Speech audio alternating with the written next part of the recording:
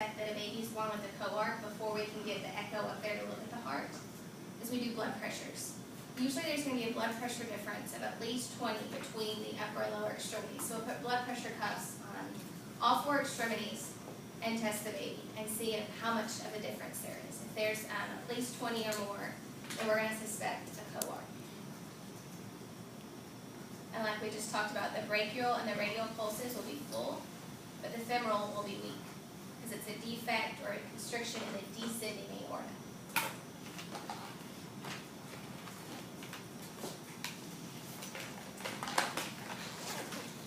So there's several things that we can do to open up that area of the aorta that has the stricture. We can do a resection, or what's called anastomosis, that big word. And that's going to be using a graft, or you can use a portion of the left subclavian artery to do this. There's non-surgical repairs where you can go in and dilate, place the balloon, similar to what you think about a cardiac cath. The big key here is that we're going to use antibiotics prophylactically to prevent endocarditis. And we're going to talk about endocarditis. But basically endocarditis is a type of heart infection that can occur with the valves. And so when we do any kind of surgery such as this major open heart kind of surgery, we're going to want to get antibiotics before so we don't infection occur. Again, as far as evaluating these patients to see if what we've done has been helpful, we're going to look at their growth and development because, again, on that first slide with the assessment, we talked about how these patients are failure to thrive. So we want to see if they are gaining weight appropriately, if they're in the right growth parameters. We also want to look at the workload of the heart and see if we've helped minimize that. So this next picture, I'm not crazy about it because they did the best they can with it, but this is the cohort of the descending aorta. It does not have to be right here. It can be on, if we can rotate this heart around, it can be on the back side of the heart. Because if you remember, the descending aorta is going to go all the way down on the back side. And I talked earlier about a transesophageal echo and how we go down through the esophagus and look at the posterior side of the heart. So that would be great for this cohort to determine exactly where that narrowing is. So obviously it's not going to be before these main branches of the aorta shoot off, because if you remember, these are going to go to your head and your upper extremities. So, and those pulses are going to be fine. They may even be bounding. So that's why the stricture is going to be after, somewhere along the back. Again, they did the best they can, but it's not necessarily right there.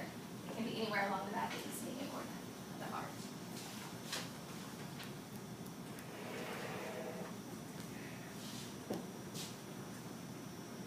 So with this one, we don't necessarily have any kind of increased pulmonary blood flow or decreased pulmonary blood flow because it's more of a stenosis is what we call it.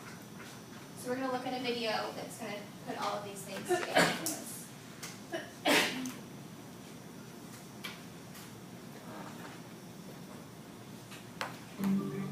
Congenital heart defect is the term given when one or more defects in the structure of the heart are present at birth. Approximately 8 out of 1,000 infants are born with some type of congenital heart defect. In the past, being born with a heart defect meant a shortened lifespan. However, advances in medical technology now offer the chance for longer life expectancy. Two of the more common congenital disorders are ventricular septal defects and atrial septal defects, or VSD and ASD respectively. Both are abnormal openings in the wall between the side of the heart that pumps oxygen-poor blood to the lungs and the side that pumps oxygen-rich blood out to the body. A VSD is a hole that occurs in the septum or wall that lies between the left and right ventricles, or lower chambers. An ASD is a hole that occurs in the septum between the left and right atria, or upper chambers. In both cases, oxygen-rich blood from the left side seeps into the right side. This decreases the amount of circulating oxygen and puts additional strain on the heart and lungs. A patent foraminovalle, or PFO, is a type of ASD. The foraminovalle is a natural opening that exists between the right and left atria in the fetal circulatory system. The hole usually closes after the infant takes its first breath.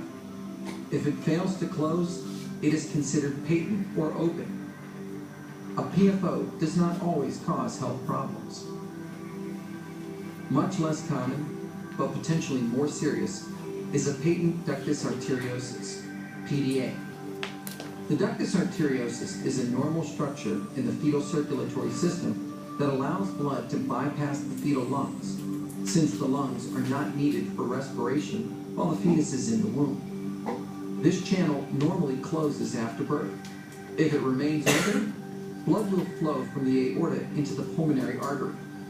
If the hole is large enough, it may lead to heart failure. Heart defects can also include narrowed or constricted blood vessels. One of the more common types of vascular defects is coarctation of the aorta. A narrowed or pinched aorta forces the heart to work harder to deliver blood. Eventually, the overload will damage both the heart and the aorta.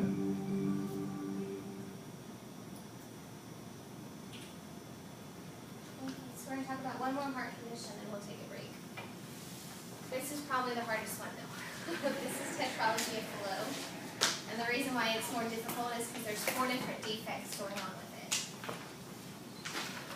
Instead of having the left to right shunt that we've been talking about with the ASDs and the VSDs, it's actually going to be a right to left shunt. So unoxygenated blood is entering the body's circulation. These patients are going to look blue or pale. The 4 defects that we're going to talk about are pulmonic stenosis, or a narrowing of the pulmonary artery. It's going to cause right ventricle hypertrophy because the right ventricle is having such a high workload. There's going to be a ventricular septal defect, and there will be an overriding aorta, meaning that it's enlarged a little and it's moved over a little where it should not be. So this first picture shows us an example of the pulmonary stenosis involving the pulmonary artery. You can tell up at the top that it's a normal pulmonary valve, and then down at the bottom you can see where it's thickened. So when we look at that next picture of the heart, we want to remember this is involving the pulmonary artery and that it's thickened from working too hard.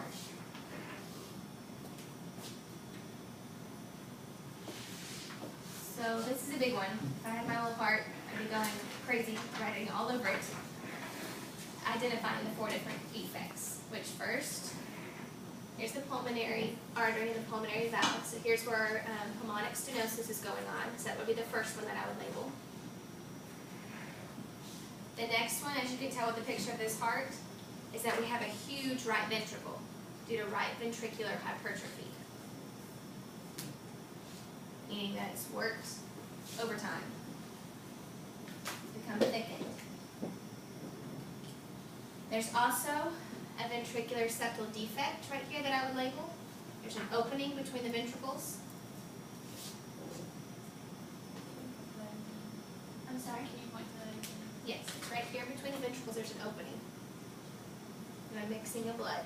So that's our VSD or ventricular septal defect. And the last one I would label, which is kind of hard to see in this picture, is the overriding aorta.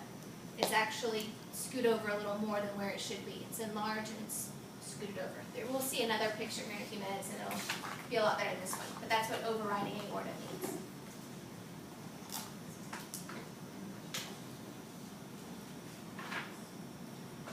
So we say that we have a right to left shunt, and that is because of this area right here. Even though the left ventricle is the strongest and the hardest and it's got the most pressure, we also have this overriding aorta and this huge amount of stenosis being involved in the pulmonary artery. So this blood that's trying to go out the pulmonary artery is meeting a lot of resistance because of that stenosis. So it's pushing it this way, and that's why this arrow looks a little darker than this one. You're having a lot of blood being pushed this way. So it's going to be a right to left shunt. And since this blood is being mixed, you can tell it's purple, it's going out the aorta. These patients are going to look pale, cyanotic, because they've got mixed blood entering their circulatory system. So let's go over these 4 one more time. Rather important.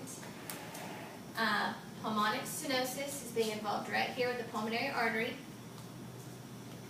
Our second one is our VSD, or our ventricular septal defect. There's a hole right here between the ventricles. The third one is the overriding aorta. It's been shifted a little bit, enlarged.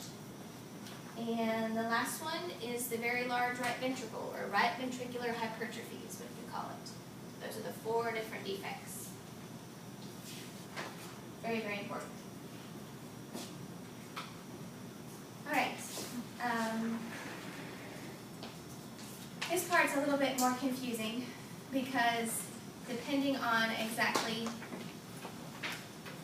which one is stronger versus the overriding aorta or the pulmonic stenosis can sometimes change your shunt direction, such as right to left or left to right. If we have pulmonary vascular resistance, meaning if our pulmonary artery stenosis is putting a lot of pressure back down towards the heart, we're going to have a right to left, which we just looked at. However, if the systemic resistance or the aorta is stronger, if this pressure is going to be stronger, it can push it back this way. But for all purposes, we are going to remember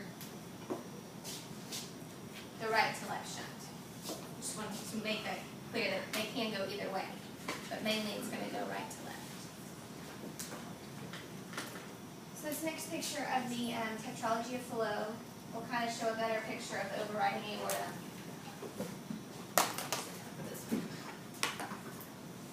Alright, so in this picture you can see a little bit better how this pulmonary artery has this stenosis, very tight stricture right there.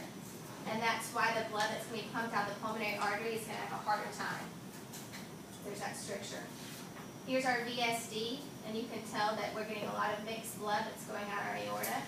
And you can also tell a little bit better with this picture compared to the normal heart, how the aorta has shifted a little bit. And it's receiving the unoxygenated blood and the oxygenated blood. So we have a mixing of blood going out the aorta, causing this patient to look pale or blue, having respiratory symptoms and issues. You can tell slightly here that we have the large right ventricular hypertrophy as well. And again, you guys can look at this on your own. It just labels it again for you. This next one shows how we can fix or repair it. This is just basically a patch that's been placed here in this picture. And this is another example of how we can fix the aorta. That's another type of patch that we'll talk about.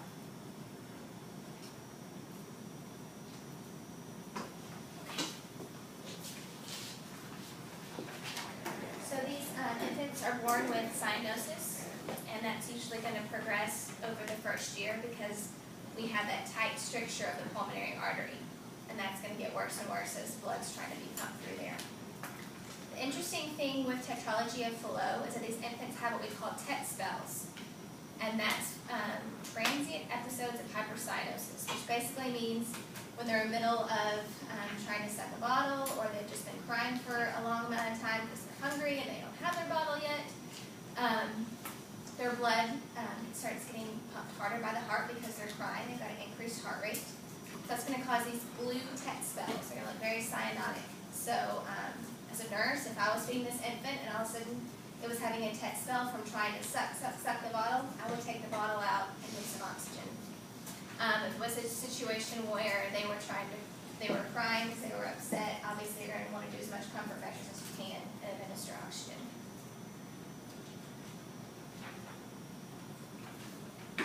As far as treatment goes, we can give them prostaglandins, and usually when we think of that, we think of fever and how your body emits prostaglandins, but this is actually a medication that's given to keep the ductus open. If you remember, the tetralogy of Fallot has a VSD, a ventricular septal defect, and we actually want that to be kept open until we can do a surgical repair, because that is how that patient is actually surviving. So that's a good thing. So we're going to give prostaglandins to keep that VSD open. Once we go into surgery, we can do a shunt repair, which if you remember that picture, there was a patch that was placed. We can also use that option to patch either the ventricular septal defect, that hole between the ventricles, Or we can use a patch to help with the pulmonary stenosis and open up that